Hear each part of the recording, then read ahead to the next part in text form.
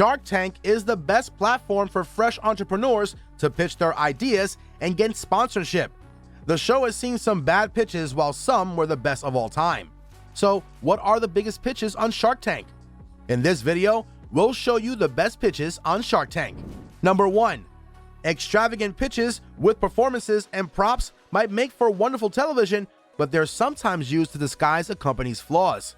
However, a big cartoon headpiece and a light display were employed by Amazing Lights to demonstrate the company's unique product. Gloves with LED lights in the fingertips, which have grown more popular during raves. When it came to attracting investors, founder and CEO Brian Lim's pitch demonstrated the value of self-promotion. He was able to persuade them that his 4-year-old company's $7 million in annual revenue was due to his dedication, passion, and long-term vision to crush the competition. Robert told him, "You are certainly one of, if not the best entrepreneur we've had here." Lin came to an agreement with Cuban and Damon in which Cuban agreed to pay $650,000 in exchange for 5% stake in the company, and John agreed to take license rights and a 20% commission. Number 2. Season 6 Beatbox Beverages.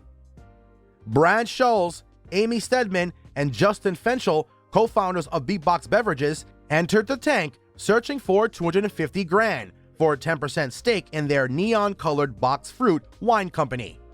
Mark Cuban thought that the drink had the potential for viral growth among younger drinkers outside the company's home Texas, after going through the intricacies of how the three created their business, and offered $600,000 for a third of the company. Fenchel expressed gratitude for the offer, but admitted that they weren't expecting to give away so much of their business. A counter was requested by Cuban. Fenchel asked for $1 million in exchange for a third of the company without missing a beat. On the transaction, they shook hands. When entrepreneurs grow uncertain or worried, they're more likely to miss out on a deal on the show. The Beatbox Beverages crew had enough faith in one another and had prepared well enough that nothing caught them off guard, and they ended up with an outsized investment for the show. Number 3. Season 6 Bantam Bagels.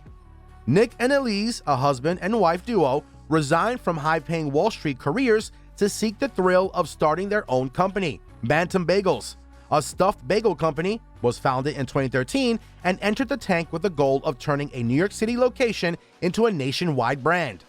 Their pitch was notable for clearly laying out how the firm has been so successful, its flaws, and how an investor's direction and funding may help it overcome those flaws and become a major success.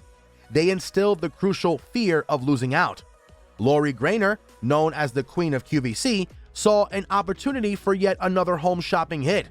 In exchange for $275,000 investment, she received 25% of the company. Number 4. Season 6 Lumio. Max Gunawan, the founder of Lumio, a foldable lamp firm, delivered his pitch with such conviction and perfection that all 5 sharks competed for a deal. He established his credibility by explaining how he spent 4 months living in a Chinese factory to ensure that his products met his high standards. He demonstrated how an investor could add value to his company by assisting him in meeting overwhelming demand. And he demonstrated how an investor could profit from his rapidly growing company, which grew to $1 million in annual sales in 2 years. Gunawan went away with a $350,000 contract with Robert in exchange for a 10% stake in the company. Number 5. Season 6 Zips Wine.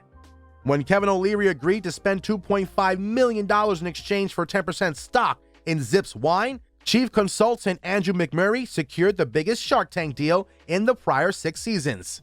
What's more interesting is that the shark initially had a grudge against McMurray because his firm reminded him of another single-serving wine company, Copa di Vino, whose founder was the only person to turn down 2 Shark Tank appearance offers. McMurray's greatest strength was his ability to keep a level head while negotiating vigorously yet fairly.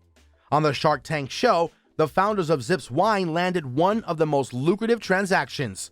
However, the company's future was not as promising as the sharks had predicted during the show. Following their appearance on Shark Tank, the founders of Zips Wine faced a number of hurdles. One of the most significant was that they were unprepared for the increased volume of sales and client requests and were unable to cope. Andrew and Kevin were given a tour of the facility where they marveled at the automated filling process that filled each glass from the bottom up, preventing oxidation. Zips also partnered with Arctic Beverage on a nationwide level. The company's Chilean wine line is called Chillin'. Click on any of the 4 videos on your screen right now, and we'll see you guys in the next one.